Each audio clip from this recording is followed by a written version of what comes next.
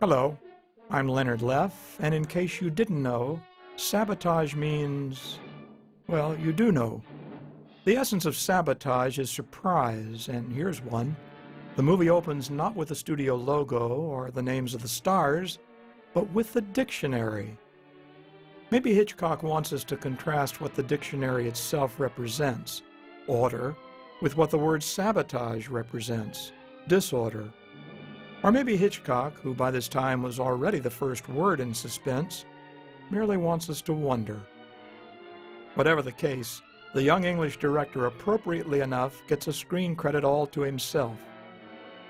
Screenwriter Charles Bennett, who must share the screen with many others, once said that Hitchcock had, quote, a monstrous ego that matched his appetite. Bennett nonetheless liked Hitchcock, and Sabotage was one of their best collaborations. The actors helped make it so, though some of the best ones go unnamed here. More on them later. Now, the biggest surprise in the credits. Disney, Hitchcock, and hardly a degree of separation. Who knew, or could have guessed, that these two giants of cinema, the producers of Fantasia and Frenzy, were once bedfellows? The music here seems more frenetic than the traffic, though Hitchcock uses music sparingly throughout the picture. For Verloc's death, he uses no music at all. Here, though, he wants to stress the point that Plowthorpe Road, the setting of most of the action, can barely hold the crush of people who throng the thoroughfare and sidewalks. Hitchcock preferred to tell stories in pictures, and in Sabotage, he carefully cut together numerous images to construct two great sequences at the end of the movie. Here, meanwhile, he uses an eye-catching, razor-sharp composition that complements the spare telegraphic language of the investigators. Sabotage is not a whodunit. We see whodunit, the Viennese actor Oskar Homolka, in one of his best film roles.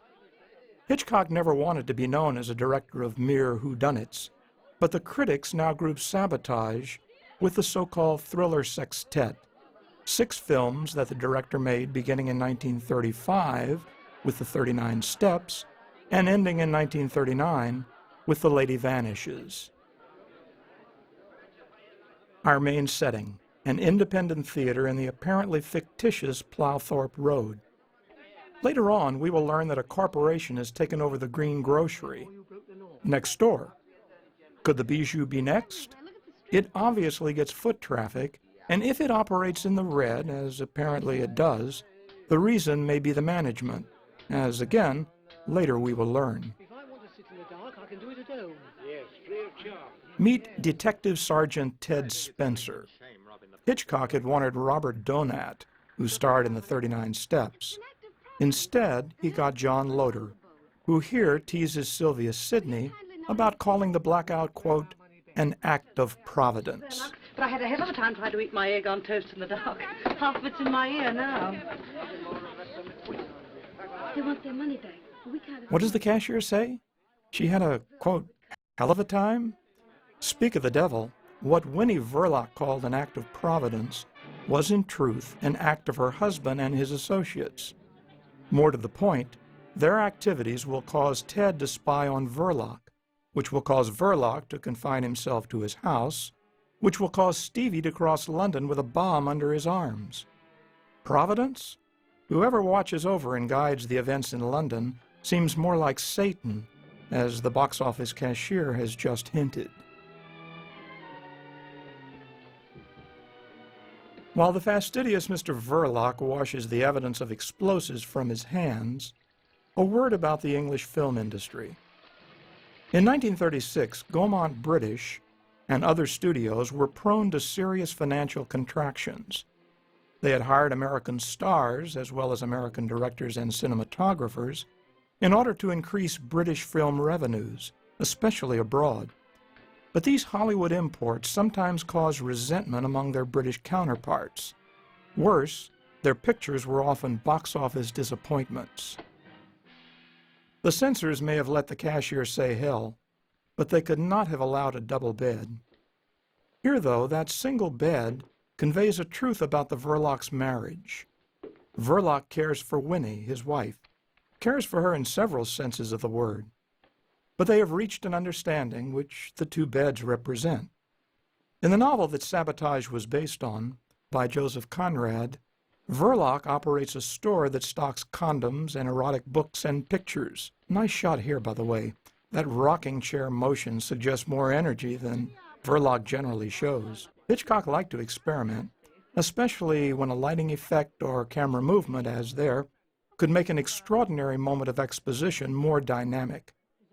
Complex setups, though, took time, and time took money, not always abundant in England. Yes, and what about the one you put your feet? Hitchcock sets much of Sabotage in narrow corridors, dusty back rooms, and darkened surroundings. This dark transitional area separates the public from the private lives of the Verlocs. Spatially, it reminds us of Winnie, who, in various ways, will soon find herself betwixt and between.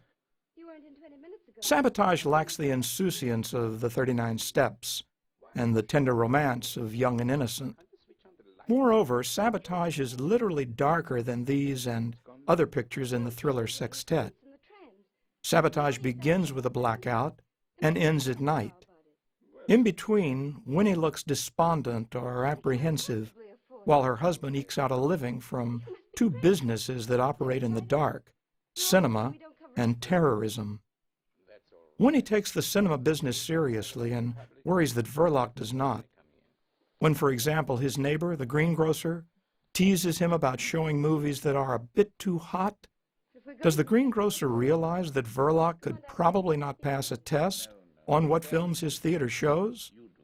Unlike his cook, his wife, his brother-in-law Stevie, or Ted, Verloc pays no attention to the screen when he comes and goes. Ted, who will gradually replace Verloc in other ways, takes over for him and shows himself very clever for a police officer in a Hitchcock film. His speech resembles the stem winder that Robert Donat gives in the 39 Steps. Ted's speech may even have been written for Donat before Scottish actor John Loder joined the cast. Donat had an incredible lightness of being that he wore like a custom suit. Loder nonetheless perseveres, and with enough polish to keep Winnie's attention. These characters have not met cute, as other 1930s characters do, but they will trade barbs with one another. The lines, however, are the line readings, never quite sing. That's an opinion, of course, but if true, the absence of fizz adds to the movie's darkness. Let's take a listen. Listen, ladies and gentlemen, you're going to get your money back. Don't give in now. I'll stand by you. I prefer you to go and stand by your apple store. Ladies and gentlemen, I've been speaking to Mr. Verloc, and since you're all regular patrons and good friends, he's going to let you have your money back. There'll be no money back, I tell you. Go on, get off. Please, don't pay any attention to him. I tell you, you're crazy. I had it all fixed. Will you mind your own business? Of all the obstinate people... If you don't go away, I'll call the police. Nice moment for John Loder, that leprechaun look. Behind the scenes on Sabotage was its producer, Michael Balcon. Balcon had taste and talent. Like Hitchcock, he also had ambition. From early in his career, he strove to make pictures, like Sabotage, for an international audience, in particular, an American audience. As one of his associates said, Mick would be inclined to make pictures that his contract directors, Hitchcock included, wanted to make. Well, in fact, when Balcon announced his slate of pictures for the year, one of the categories was Hitchcock films. The original Verloc, in Joseph Conrad's novel called The Secret Agent, had been married to Winnie for almost 10 years. He had boorish manners and fewer pangs of conscience than his Hitchcock counterpart. Meanwhile, Winnie asked no questions about her husband's affairs, and he in turn supported both her and her kid brother, who in the Conrad novel was emotionally stunted. Since this Verloc works both as an agent for the terrorist and as an informer for the police, he feels squeezed. One fatal day, he uses his brother-in-law as his tool. Please tell Mrs. Verloc, miss. Oh, there you are, ma'am. I've got to hurry home now. Ah, Mrs. Jones, the cook, a familiar kind of character in Hitchcock. Others in Sabotage were the customer who returns the songbird to the pet store and the irate movie-going couple who demands its money back. The take-charge demeanor of these people reminds us of the toughness that the British would show during the Blitz.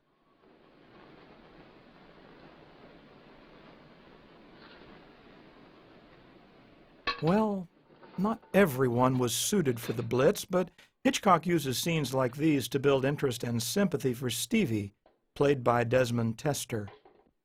Tester had had success as a child actor on stage, then several screen roles before Stevie. None was noteworthy, and all were fatal. In Midshipman Easy in 1935, he was beaten to death. In Two to Rose in 1936, he was executed. With his open face and ready demeanor, he was perfect for Stevie, even if Hitchcock gave him a hard time on the set. He was 17 and looked younger when he made Sabotage, and despite his experience in the theater, he was not so old that he could not be embarrassed. "Desmond Testicle to the set," Hitchcock would shout. "Desmond Testicle to the set." Tester blushed every time. We nearly wouldn't have been able to afford letters if we paid them back. Look at Verloc here, making an elegant overture. He's a very rough draft of Alex Sebastian in Notorious, the Claude Rains character, who also plotted destruction, and more than that, who also loved a woman who did not return his affection. On Notorious, which was based on a work of popular fiction, Hitchcock followed his method of, quote, ruthless adaptation. As he once said, "If I like the basic idea, I just forget all about the book and start to create cinema." But I could have sworn I saw you come in just about... Well, you were wrong. I didn't know anything His about... adaptation of The Secret Agent was not ruthless, in part because its odd and macabre tone was already Hitchcockian. Here's a sample from Conrad. Verloc heard against a window pane the faint buzzing of a fly, his first fly of the year, heralding better than any number of swallows the approach of spring. To be sure, Hitchcock made changes in transferring novel to screen. For example, he took the wickedly convoluted narrative of Conrad, which flowed backward, forward, and sideways, and made it linear. No flashbacks, no flash-forwards. Moreover, he put his own distinct stamp on the humor, in both minor characters like the colorful cook, Mrs. Jones, and the bomb maker called the Professor. Finally, he changed the title of the novel since, as moviegoers knew, he had already made a picture called The Secret Agent. The novel, however, is fully recognizable in the adaptation, especially because of the movie's adoption of the novel's gloom and darkness. Conrad called the London of the novel, quote, a cruel devourer of the world's light, as it certainly becomes in Sabotage. The emptiness of these shots contrasts greatly with the London we see elsewhere in the film, which is dark and agitated like a cup of tea with the sediment stirred up. Take Plowthorpe Road, in a lively working-class neighborhood. The people, as I mentioned earlier, never stop moving, as though they were being pursued or searching for something or someone that forever eludes them. At the heart of the narrative are the Verlocs, and at the heart of the Verlocs is a malaise that the entire community may share. It's something worse than tonight's job may happen. What's the idea, sir? What's the point of all this wrecking? Making trouble at home to take our minds off what's going on abroad. Same as in a crowd. One man treads on your toe. What did Superintendent Talbot say? That Verloc and company were making trouble at home? The vagueness suggests that Talbot has just slipped us a variation of the MacGuffin. More on that, too, in a minute. Here we are, believe it or not, in a field near Harrow, northwest of London. Rather than shoot on location, Hitchcock constructed a complete replica of a London street scene, with fully equipped shops, trams, buses, traffic lights, beacons, overhead railway, and hundreds of pedestrians. Okay, back to the MacGuffin. In Hitchcock, the MacGuffin was the focus of the struggle or evil-doing. It was what the bad guys had and the good guys needed to save themselves or the world. It was the atomic powder, the warplane designs, the microfilm hidden in the decorative figurine. Hitchcock rarely identified the nature of the MacGuffin. It was just something to set off the plot. Here's how Hitchcock explained it. It might be a Scottish name, MacGuffin, taken from a story about two men in a train. One man says, "What's that package up there in the baggage rack?" And the other answers, "Oh, that's a MacGuffin." The first one asks, "What's a MacGuffin?" Well, the other man says, "It's an apparatus for trapping lions in the Scottish Highlands." The first man says, "But there are no lions in the Scottish Highlands." And the other one answers, "Well then, that's no MacGuffin." So you see, Hitchcock concluded, a MacGuffin is nothing at all.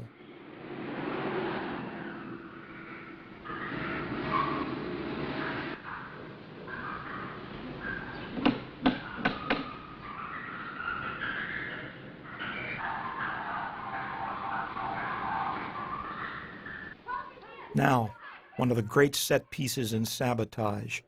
The surprise is it has no fast cutting and no great suspense, but the darkness and the forbidding atmosphere are ominous.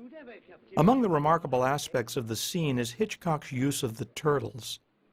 As they swim suspended in the tank, soon to be sacrificed, they seem as trapped as the cinema owner standing anchored before them. Hitchcock always tried to stay away from talking heads. Camera on one character speaking, camera on the other character responding. Too much like radio, he said. Here he avoids the cliché by showing us the back of talking heads. Their speech floats over the image, as though it too were suspended. The scene, meanwhile, adds or reinforces several pieces of exposition. Most important, we confirm that Verloc has gone into the terrorism business for pay, not for glory. We also see him express his reticence to destroy human life. Verloc has asked for his pay in pound notes. How have they been paying him, we wonder? Anyway, the London Zoo aquarium stands in a long line of well-chosen Hitchcock locations. Hitchcock liked mundane places, ordinary places, like the forgotten motel along the old highway, or the peaceful Northern California village where birds turn killers.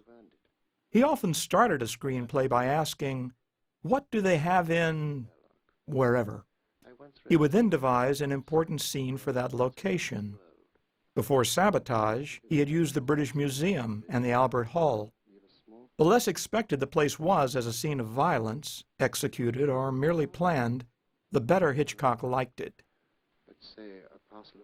I keep saying Hitchcock, as though his films were his alone. Hitchcock was unique. He was unrivaled as a director of set pieces, like the Albert Hall climax of The Man Who Knew Too Much, or the explosion of the bus and the stabbing of Verloc in Sabotage. But his strength lay in visual effects rather than narrative logic. He needed harnessing, and his scenarists, usually his first and most crucial collaborators, provided them. Chief among them was his wife, Alma Revel, a petite woman who was involved with most of her husband's pictures before the early 1940s. On Sabotage, she received credit for, quote, continuity. That title no longer exists as a credit in contemporary cinema, but before the 1940s, the continuity person assured the coherence of the plot and the characters. She, and she was often female, was a script editor, a script doctor, and sometimes even a script writer. The marriage of Hitch and Alma, as their friends call them, was apparently built on mutual respect and, on Hitchcock's part, fear. Alma's opinion mattered more than anyone else's. She was not her husband's muse. His themes and grim preoccupations came from somewhere deep inside his psyche. She was nonetheless his ballast. His pet names for her were Kitty and Madam. Her raised eyebrow could alter a shot, a scene, an entire picture.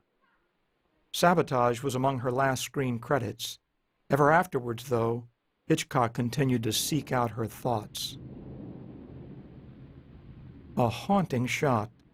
Piccadilly Circus, its blazing electric signs, its hordes of people, its theaters and shops, all falling, along with its famous statue of Eros.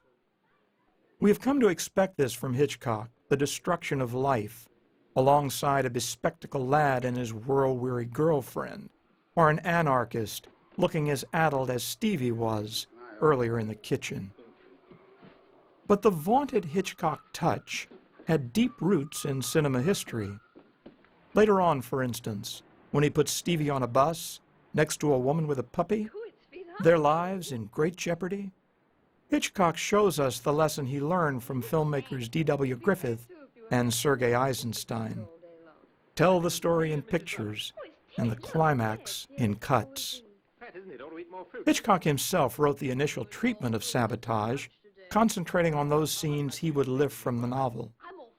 What little survives of this document shows the director anticipating his picture and his cuts. But how these sketches became part of a coherent script is a story in itself. Essential to Sabotage was the British dramatist and actor Charles Bennett. In the late 1920s, Bennett had written a play called Blackmail, which Hitchcock directed, first as a silent picture, then as one of the first sound pictures in England. By 1934, Gaumont British Studios had signed Bennett and Hitchcock to a 5-picture contract. Throughout their association and beyond, Hitchcock rarely altered his method of working with his writers. Rather than develop a treatment or script, he preferred to sneak up on one. First, on coming together each day, he and his writer chatted about the latest movies and the gossip associated with the industry. Then they stopped for tea. Then, more idle conversation. Gradually, they turned to the task before them. Oysters, caviar, smoked salmon, fried, grilled or boiled sole. I'll have a... Roast saddle of mutton, Kentish chicken pudding, boiled silver side, roast sirloin, chopped steaks, grilled kidneys or roast duck. I think Stevie'd like a nice poached egg on toast. Now I'll have a mixed salad. Here, drink this. Ted is channeling Hitchcock, whose capacity for fine food was, well, obvious. As Ted and Winnie converse, Hitchcock or Bennett or someone has her explain her American accent. The explanation, rather than answering a question, creates others. If Stevie is Winnie's brother, and Winnie hails from the United States, why doesn't Stevie also have an American accent? What would Hitchcock say? It's only a movie.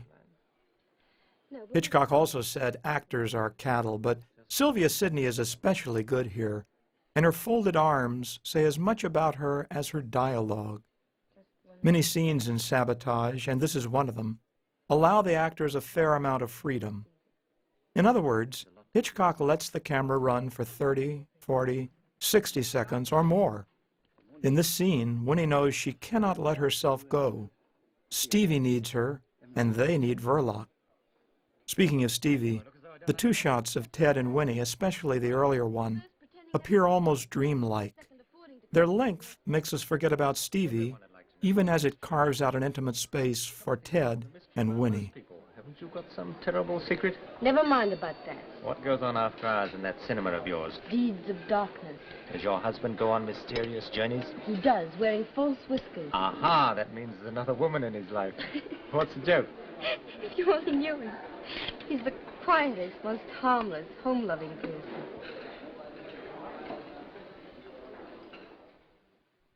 Hitchcock's dissatisfaction with John Loder, expressed on several occasions, may have started with scenes like that last one.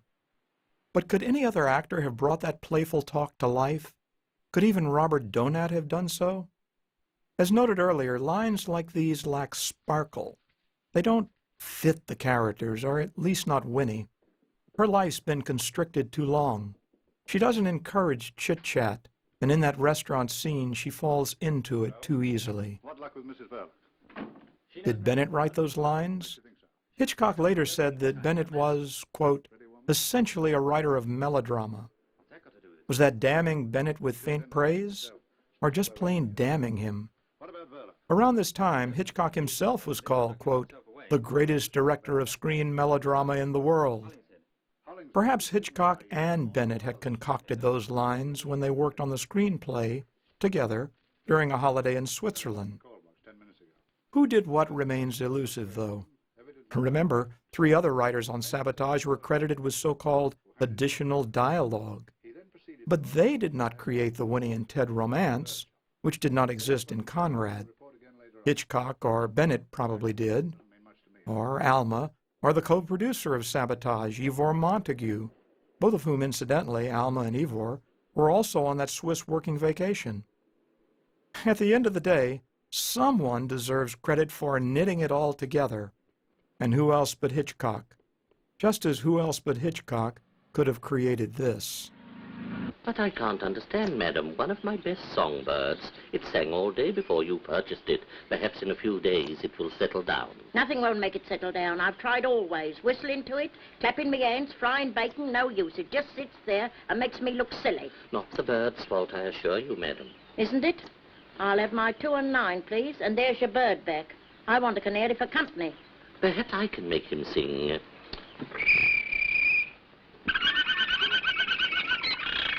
There now. You sure it was him? Listen again. See his beak open? Of course you did. There's a good boy. Now, don't forget, plenty of watercress, and you must whistle to him. Me whistle? Perhaps you'd like me to sit in the cage and him do the housework. Yes, of course. You want something from my other... The casting and performance of the irate customer were impeccable.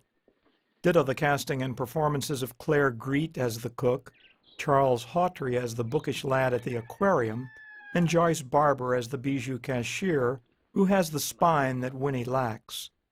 Ditto William Dewhurst as the professor, whose bald head and droll comments about murder may remind us of someone behind the camera.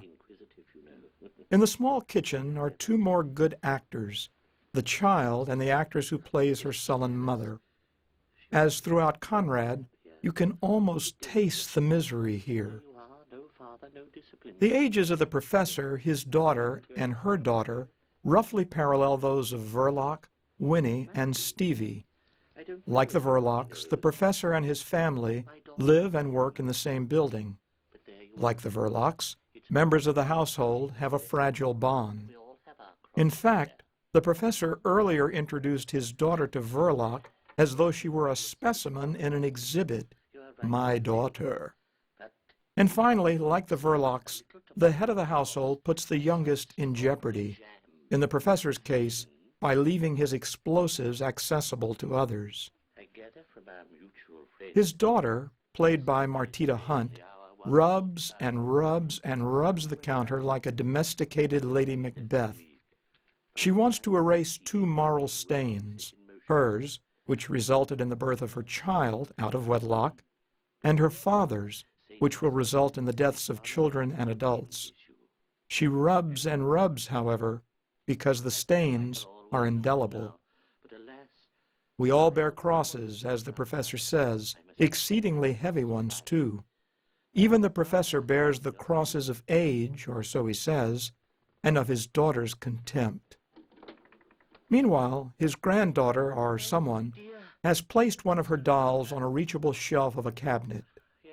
Maybe the doll climbed up there by herself, hoping to flee the chronic angers of this house. Hitchcock makes the most of the moment. He strikes terror in the terrorist, and does so using an extraordinary economy of means. Economy was a Hitchcock trademark, seen in the virtuosity of his movies, and touted by him in his personal publicity. That, too, is a story in itself. Suffice to say here that by 1936, when he directed Sabotage, Hitchcock was already working very hard to establish himself as an auteur, the French word for author, and in the 1960s, the name for those picture makers who put their personal stamp on their work. Hitchcock courted the press. He welcomed reporters to his home and his sets. And the seduction worked. During the 1930s, the British critic Caroline Lejeune wrote that, quote, Hitch's genius is for draftsmanship. He is an instinctive visualizer. Lejeune was an unabashed Hitchcock fan and went on to refer to his film scripts as, quote, minor works of art with every shot blocked on the margin of the page in rough design. In other words, the scripts were, quote, minor, whereas their realization was, quote, genius. Just the right hobby to convey the desire for escape. Here, Sylvia Sidney plays Winnie Verloc, and Winnie Verloc plays the contented wife. In early 1936, producer Michael Balcon had gone to Hollywood on a scouting trip and signed a contract with Sidney. She was more actress than front-rank star, but she was bankable. She was also, as things turned out, uneasy with both Hitchcock and her co-star. Oskar Homolka, 12 years her senior, was, she said, very old school, very old-fashioned about his acting. I had a hard time with that. Sailing boats is fun. I like it. But Ted knows about all sorts of things. Gangsters and burglars and everything. How does he know? He reads about them. He says gangsters are not nearly so frightening as you'd think. Some of them are quite ordinary looking, like you and me and Mr. Verloc. Perhaps he's right. After all, if gangsters looked like gangsters, the police would soon get after them, wouldn't they, I mean?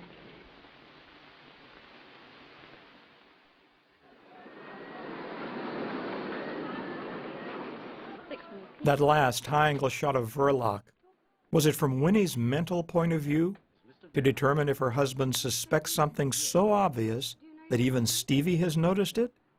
Or was it to show us that Verloc, beneath his beetle brows, has a secret far worse than Winnie's?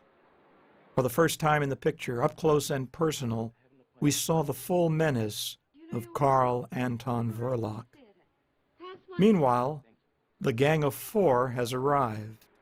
The man who leaves Winnie so pensive was London-born actor Peter Bull. Many years later, he was the Russian ambassador in Dr. Strangelove. Maybe I won't be bothering you anymore again after tonight. Back to Sylvia Sidney for a moment. Before Sabotage, Sidney was a Paramount star in the 1930s.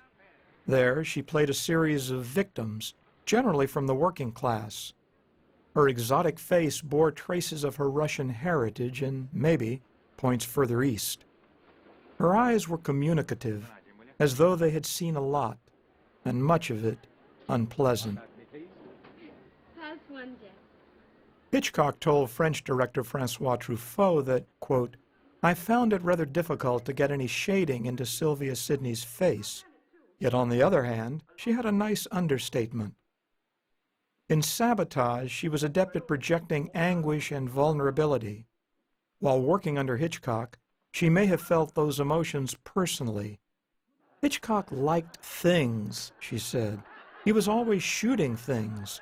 Hands, knives, birds. He didn't seem too interested in people. True or not, Hitchcock, as noted, was a great collector of gossip and must have known that Sidney had come to England, leaving behind 2 marriages in disarray. First, her own to publisher Bennett Cerf, and second, the marriage of Paramount executive B.P. Schulberg, who had fallen in love with her. Whether Hitchcock mentioned these seems doubtful, but, again, the anguish and vulnerability of Winnie Verloc may have proceeded from Sidney herself. Austrian-born Oskar Homolka, a veteran of the First World War, had fled the Nazis and on his way to the United States stopped in England. He had a round, hard face that somehow seemed better suited to villains or spies, in part because his accent, his bearing, and those thick eyebrows made him look heavier and more alien than he was. As critic David Thompson says, Homolka spent most of his time living up to English-speaking stereotypes of the cruel, menacing, or stupid mumbling German. I don't see anything against it. An interesting fact about the thriller sextet, especially in this scene inhabited by several foreign accents, is its evocation of the period. The British were increasingly alarmed by the prospect of Germany under Adolf Hitler, and Hitchcock embodied that fear in his pictures. In The Man Who Knew Too Much, he created a gang of spies, chief among them the Hungarian-born Peter Lorre, who had strong associations with German films. In The 39 Steps, which was made as Hitler was consolidating his power, Hitchcock alluded even more directly to the rearming of Germany. The Secret Agent, the Hitchcock movie, was pointedly anti-German, even though it was set in the First World War. Finally, in Sabotage, Hitchcock showed us designs that aliens like Verloc had on the home front. Maybe that's why the British censors were far less worried than their American counterparts about the word hell, which is not used once, but twice in Sabotage. Hitchcock borrowed from Conrad the notion of an international conspiracy of terrorists, though he made the would-be conspirators, at least in this scene, seem less like bound-for-hell terrorists, excuse the expression, than safecrackers or heist planners. Perhaps they, like Verloc, are mercenaries. Or perhaps Hitchcock just wanted them to be his terrorists instead of Conrad's, though that actually encouraged comparisons of novel and film, which Hitchcock disliked.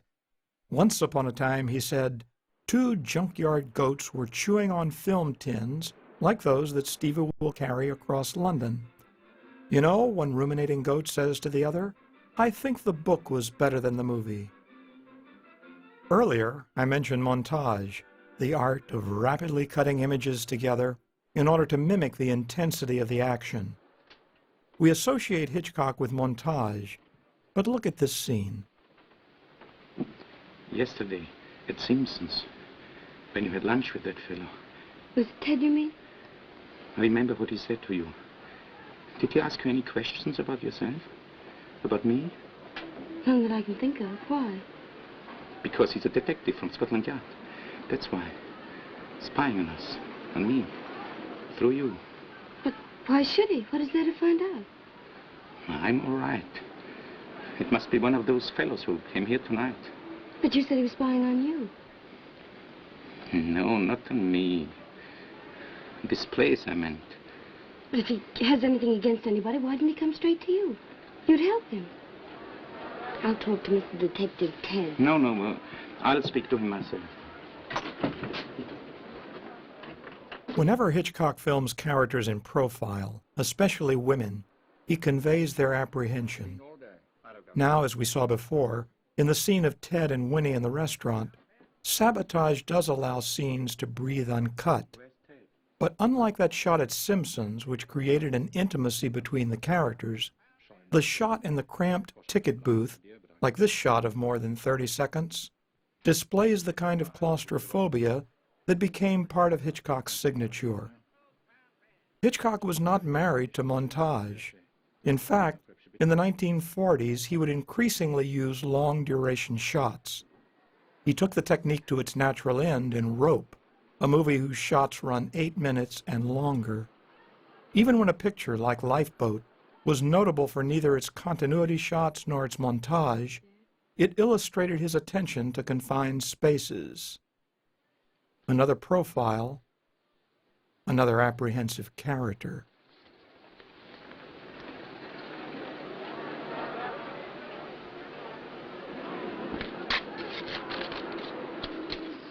A powerful use of shot, countershot, despite that continuity blip, perhaps in the original release, perhaps not.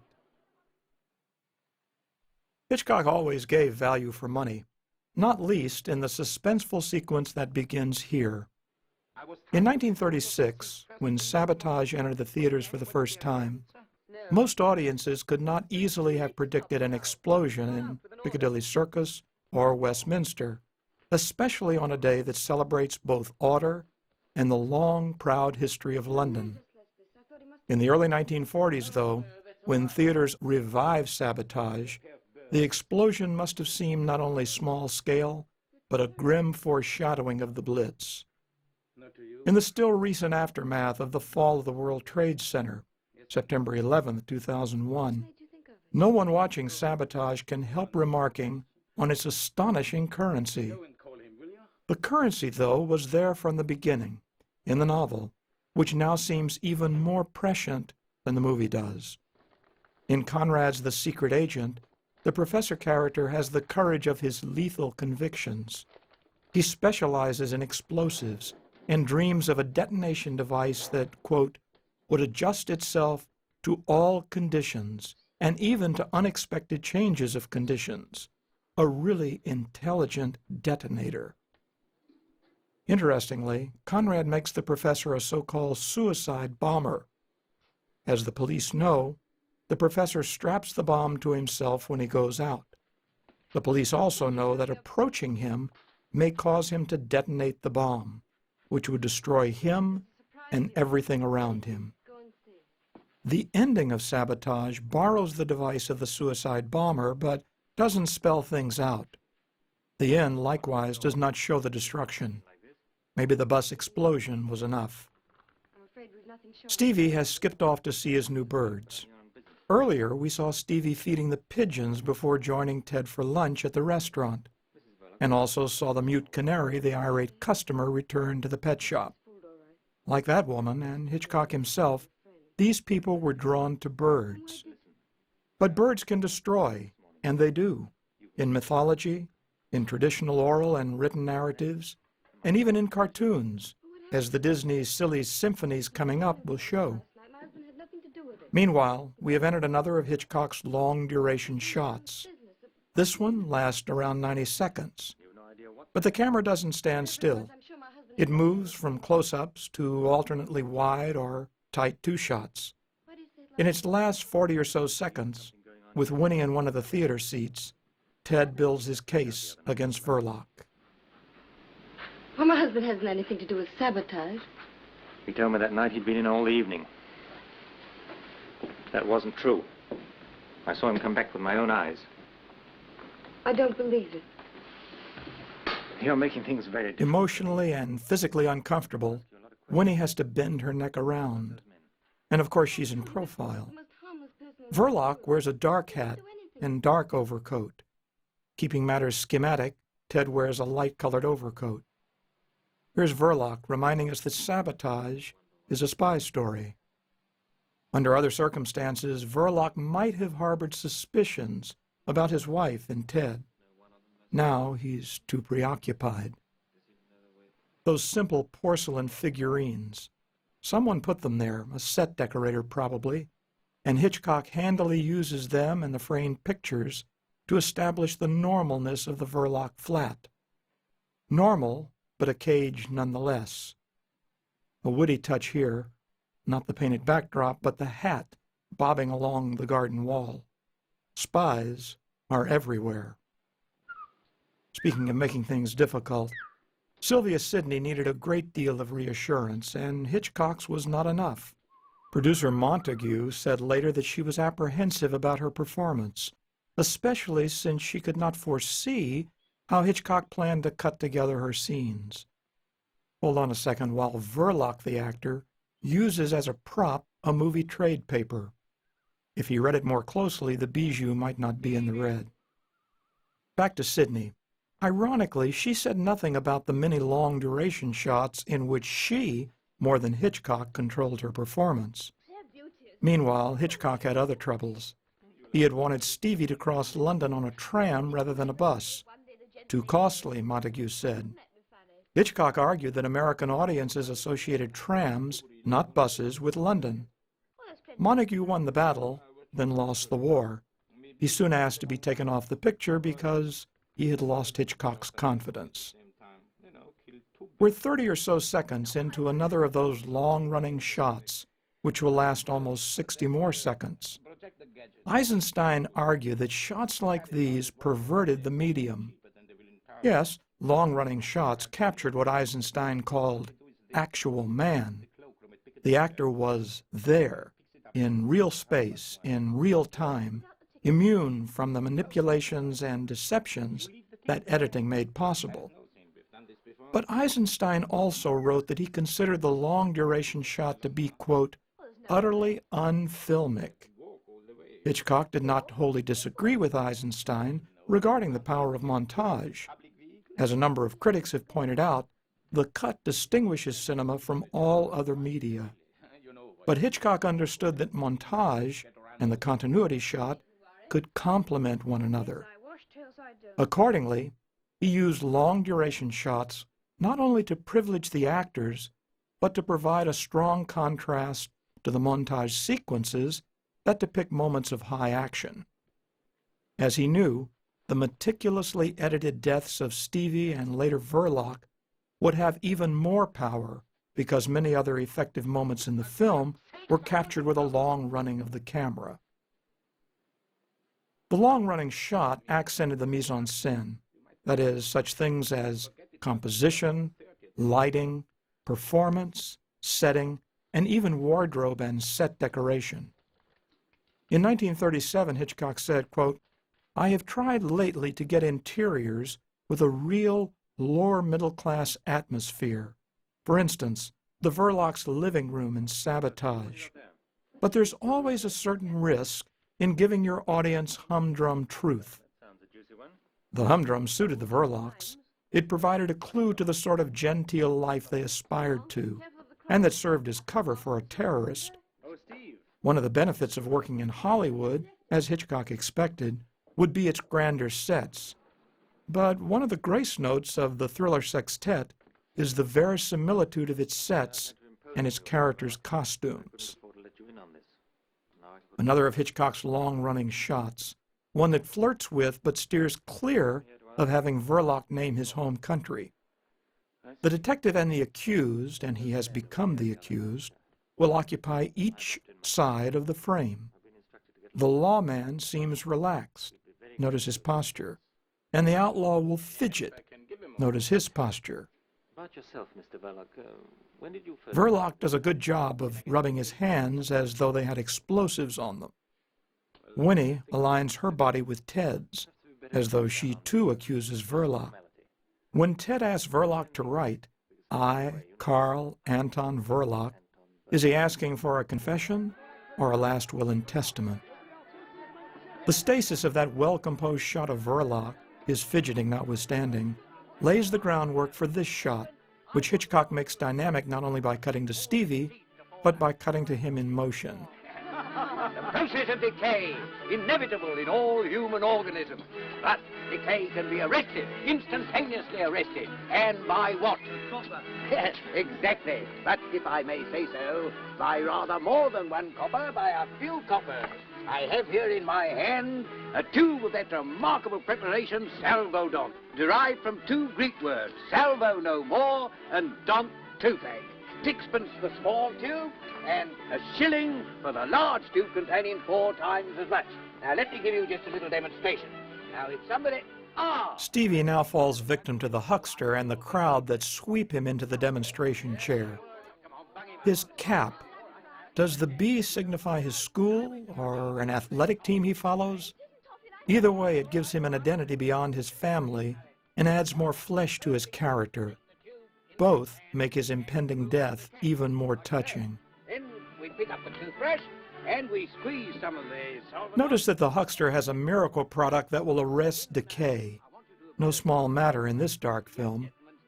Notice, too, if these sorts of things interest you, the knot in Stevie's tie throughout this long sequence. It's white, then black and white. Obviously, the filming took place over several periods of time. But with salvodont, that's the happy medium. Neither too strong nor too weak. It performs the functions that nature forgot. It cleanses the teeth, refreshes the mouth, and removes all traces of halitosis. Halitosis, a Madison Avenue word, or its London equivalent, from the Latin halitus. Don't be afraid. There you are. Better now. Now, ladies and gentlemen, you will observe that I have, unfortunately, disarranged... Nice touch. Stevie wiping his mouth on his tie. Another nice touch, the language lesson that the huckster passes along at no extra cost. Stevie looks miserable in this scene, and the actor Desmond Tester wrings every ounce of embarrassment from the character. And thanks to Hitchcock, Tester knew what it was like to be laughed at. Patent leather to the human fetch. You are now groomed to stardom, as they say. That was an inside joke. In Hollywood, and perhaps in England, The studios rarely took would-be stars as they were. So commonplace were dental work and other enhancements for these actors that David Selznick, when he signed Ingrid Bergman, trumpeted the fact that she required almost no makeup or reconstruction. Stevie's workover, meanwhile, gets at another of the dark themes in Sabotage, the dissatisfaction that festers in crowds of people in contemporary London. What do they have in London? Here's Hitchcock's answer: one of the greatest and oldest English spectacles. The Westminster, you see, is a canvas backdrop, an obvious one too, but not unusually so for the period. The people, unlike the backdrop, are not fabricated but the real thing, out for a good time. The occasion celebrates the inauguration of the new Lord Mayor of London. Originally, he sailed down the Thames, and some allege that the word float originated with the practice. By the 1930s, he proceeded by golden coach to Westminster to swear allegiance to the Crown. The English censors were apparently unconcerned about the threat that Stevie posed, though their American counterparts were always concerned, for real, that movies could give people ideas. Hitler already had them, and on display during the real 1936 procession was a tribute to the rise and gradual development of the Navy and Army. The horses, the soldiers, the music, the rifles, quite a celebration. Hitchcock also gives us a lesson in what might be called kid time, the way that time melts for children like Stevie. Those double superimpositions of the gears of the bomb and the sweeping hand of the clock tend to date the film, but they're not ineffective. Shall we watch a bit of the parade?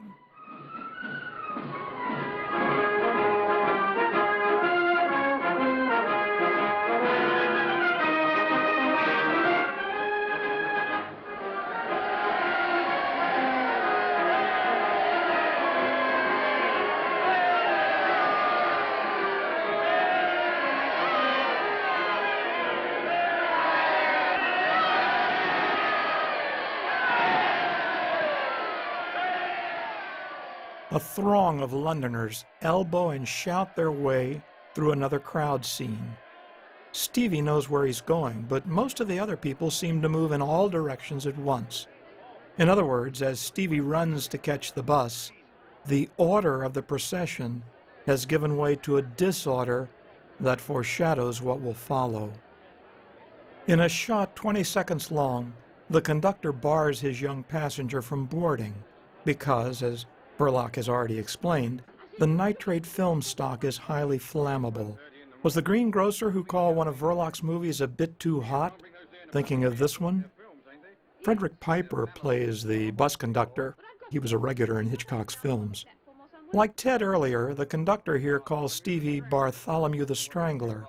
In other words, a murderer.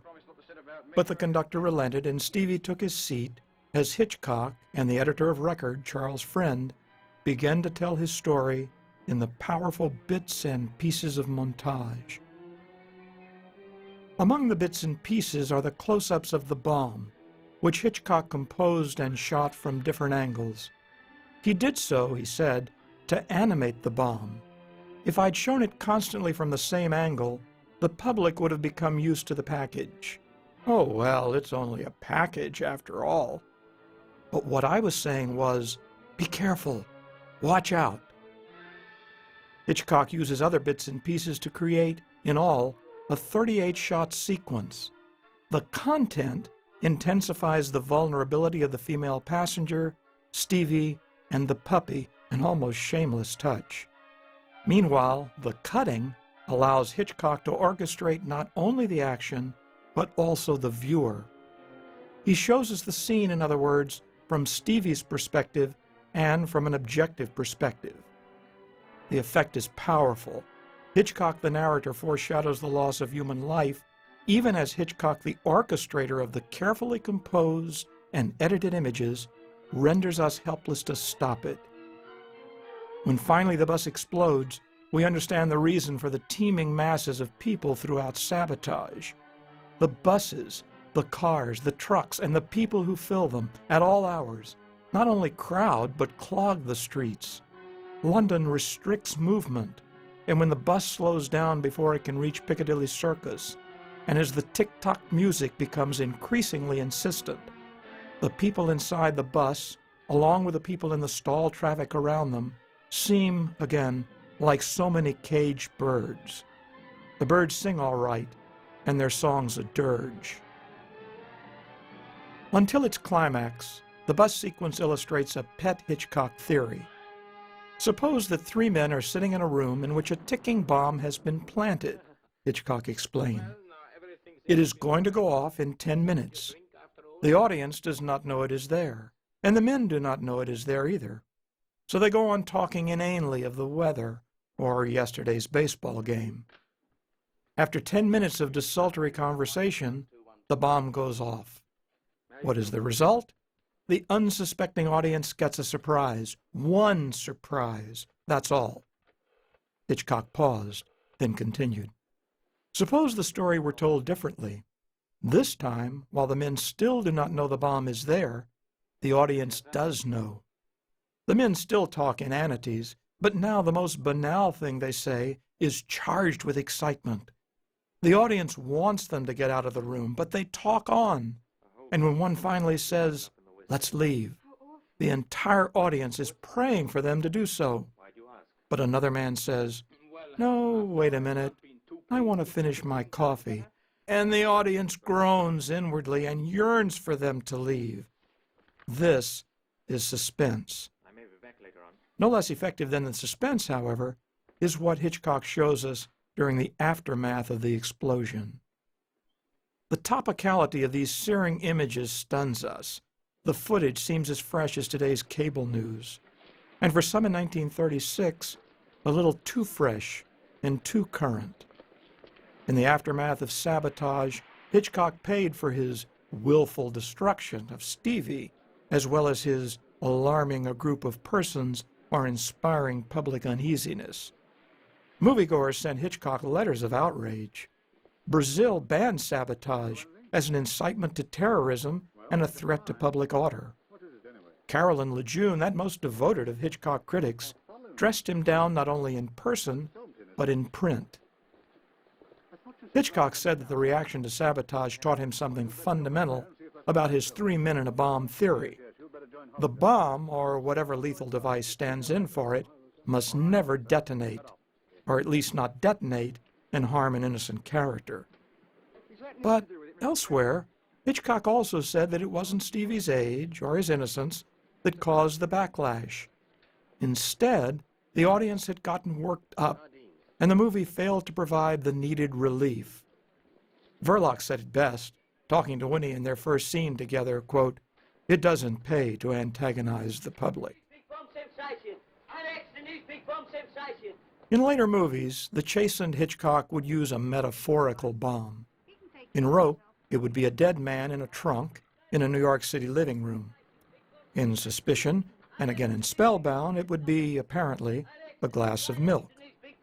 In Sabotage, however, the deaths of Stevie and others do reinforce a common Hitchcock theme, the notion that we have limited free will, and that fate, which governs our existence, has a cosmic sense of humor.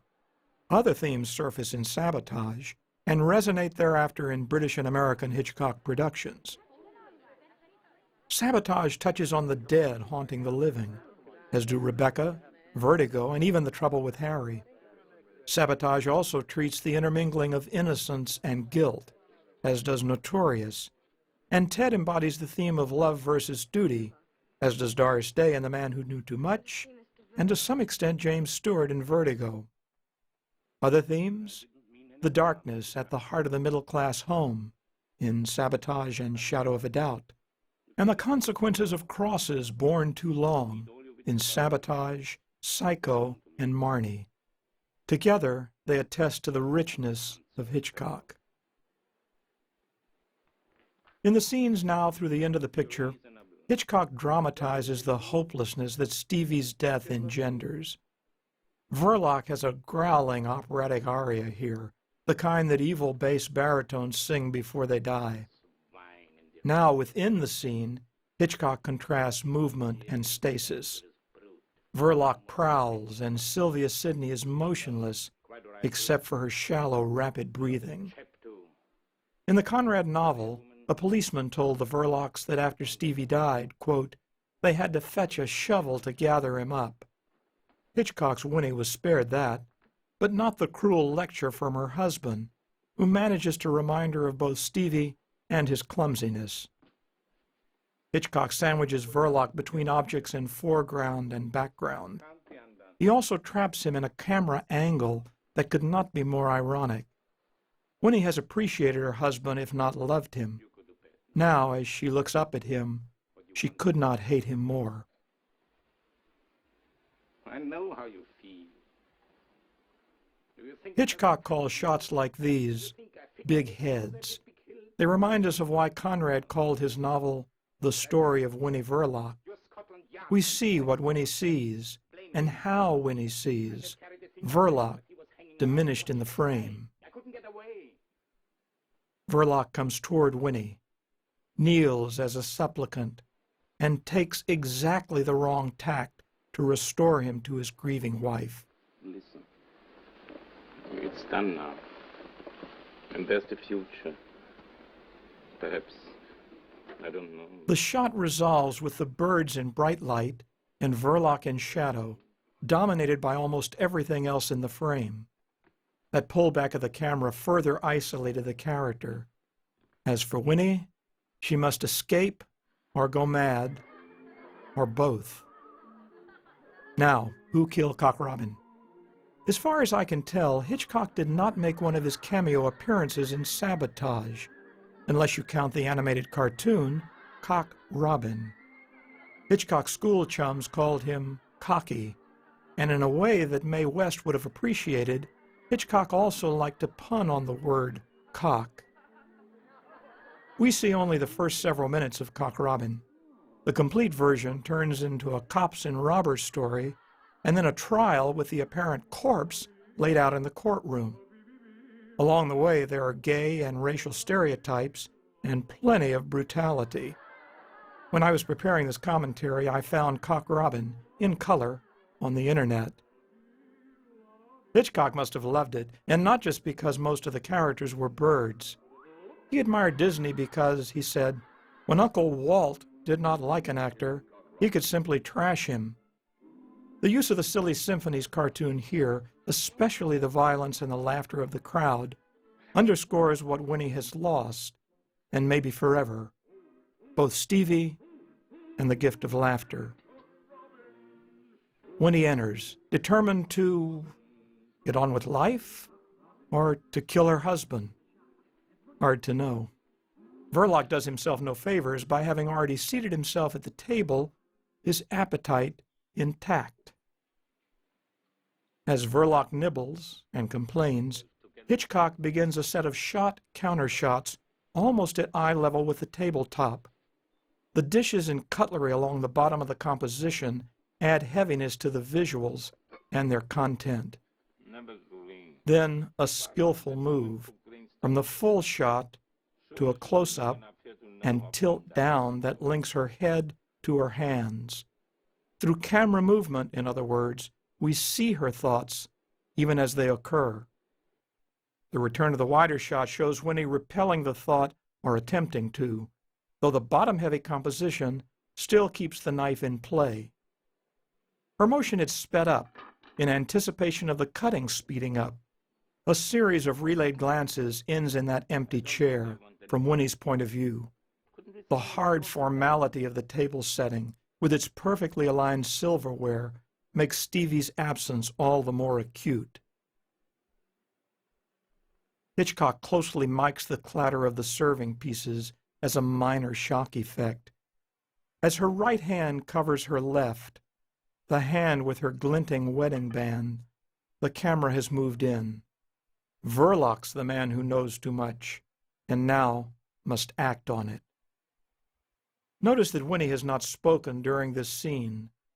Notice, too, that throughout the sequence, she and her husband have occupied separate frames. As Verloc slowly moves toward Winnie, he comes so close to the camera that, according to Hitchcock, audiences feel they must move back to make room for him. Now we see him in profile. What are his thoughts? To remove the knife? To embrace his wife and, again, to abase himself before her? United at last. Another tilt down, and tilt up, and the frame tightens. What, we wonder, are the hands doing? The cut to the close-up shows us.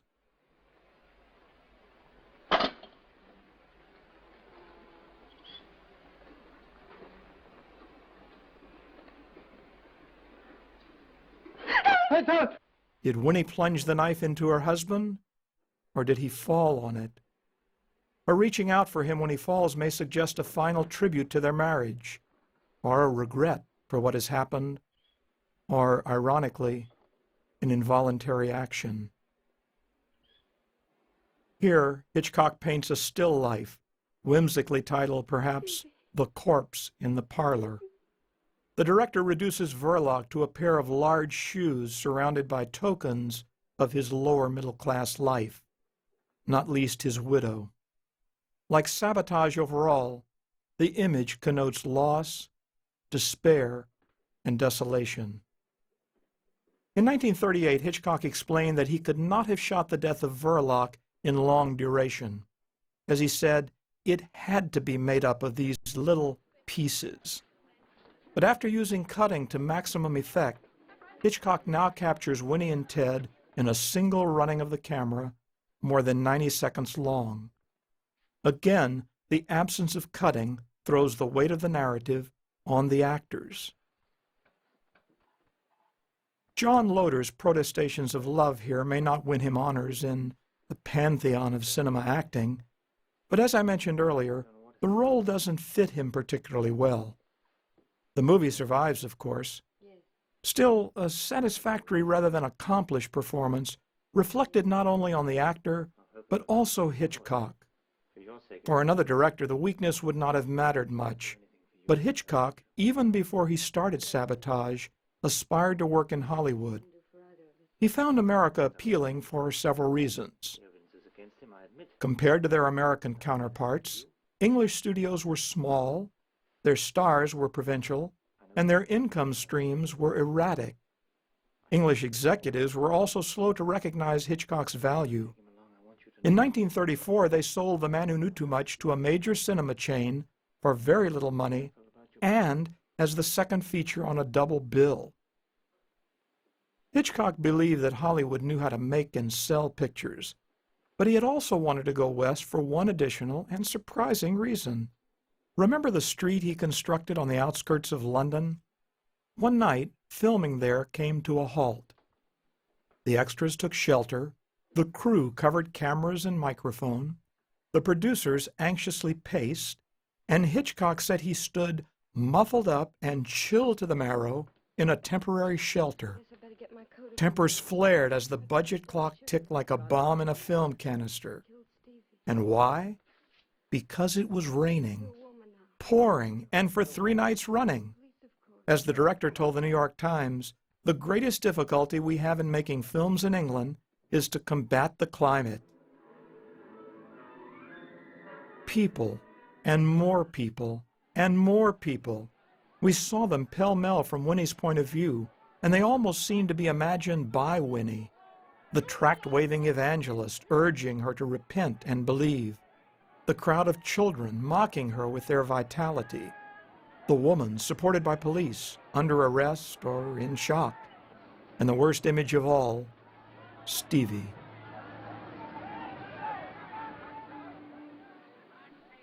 As a chief detective in the Conrad novel says, the law offender and the police officer have the same mind and instincts. They also have a working knowledge of each other's methods and of the routine of their respective trades. In this scene, Ted will forsake his duty and put his outlaw instincts to work. I know the facts, but no one else does. What chance would you stand with the judge and jury? I don't care anymore. You're telling me you've nothing more to live for, is that it? This scene mixes shot, counter-shot editing with shots long in duration, a method that Hitchcock has used throughout Sabotage. But even as Ted concocts, in retrospect, the perfect crime, Hitchcock tosses a spanner in the works. Weekend tickets. The train leaves at 9. You have to admire the elegant crisscrossed reversals here. First, a parent, Verloc, sends a child to his death. Then, a child, the fed-up daughter, sends her parent to his death.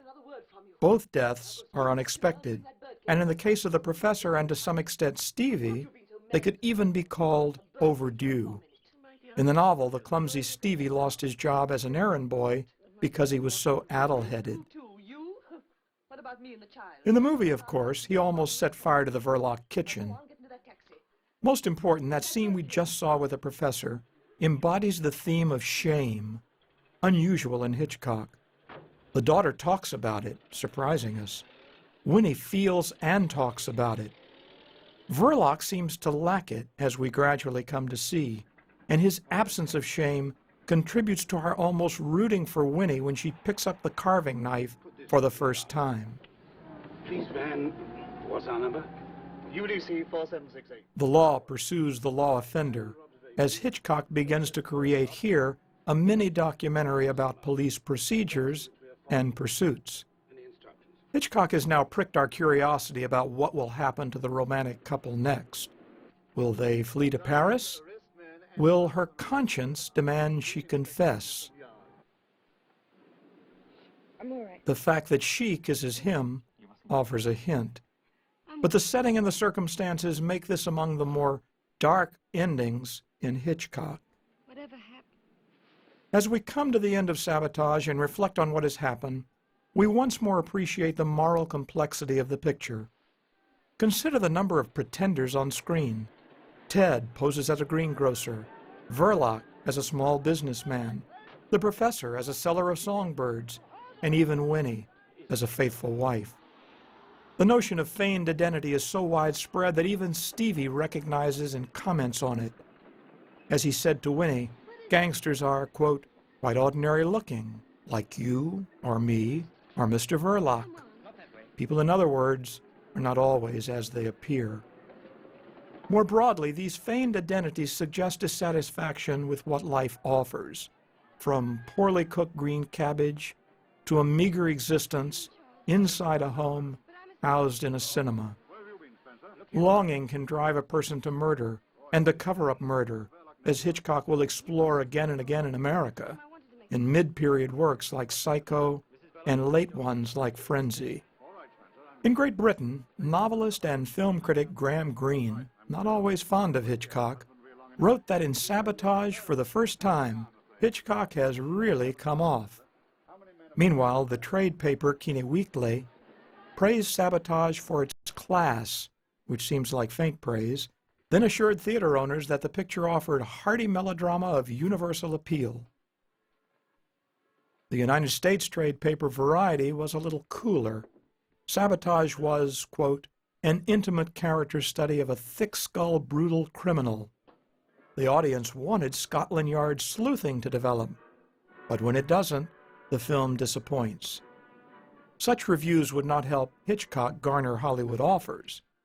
On opening day, however, the New York Times, in a wildly favorable review, calls Sabotage Mr. Hitchcock's picture and a valuable one. In the States, movie executives believed, and pollster George Gallup confirmed it, that women rather than men made the decision to go out to the pictures and also chose which one. Hitchcock admits as much in the script of Sabotage. Ted hates pictures with, quote, love stuff. But Verloc, the theater owner, responds that, quote, the women like it, though. That may explain why American distributors gave Sabotage a new title, The Woman Alone. Sabotage opened at New York City's Roxy Theater on February 26, 1937. The Roxy, with over 5,000 seats, generally booked domestic films, not British ones. But the distributors apparently thought that Sylvia Sidney could put bodies in the seats. In advertisements for Sabotage in New York, she was billed at 100% of title. In other words, her name and the title of the picture were in the same size type. Hitchcock had billing too, at about 20% of title. No. Can't? He's dead. the crush of people, hinting at desires and the loneliness beneath them, people in motion, in pursuit of impossible dreams, people like the customers at the Bijou, people, maybe, like us. Conrad called his novel, quote, an honorable failure. Hitchcock, on the other hand, was pleased with his adaptation, so pleased that he said he wanted to make another picture about sabotage on location in the Glasgow dockyards. No wonder. Sabotage had allowed him to continue to explore the power of cutting, and not cutting, in moving the action forward, and even, quote, showing the audience what was passing in a character's mind without exaggerating facial expression. The audience must also have been pleased. Sabotage played for a week at the Mammoth Roxy Theater, then moved on to smaller New York houses in succeeding months. During World War II, it surfaced again, this time with the title, I Married a Murderer.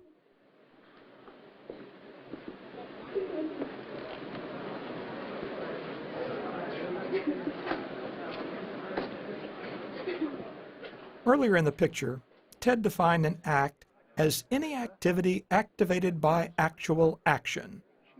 As one critic has pointed out, the acts in Sabotage, joking aside, leave the actors questioning their responsibilities for their actions. Were they culpable? Should they take responsibility? Or like Winnie in the final moments of Sabotage, will they simply fade into the dark? Perhaps we need to see the picture again. For now, I'm Leonard Leff. Thanks for listening.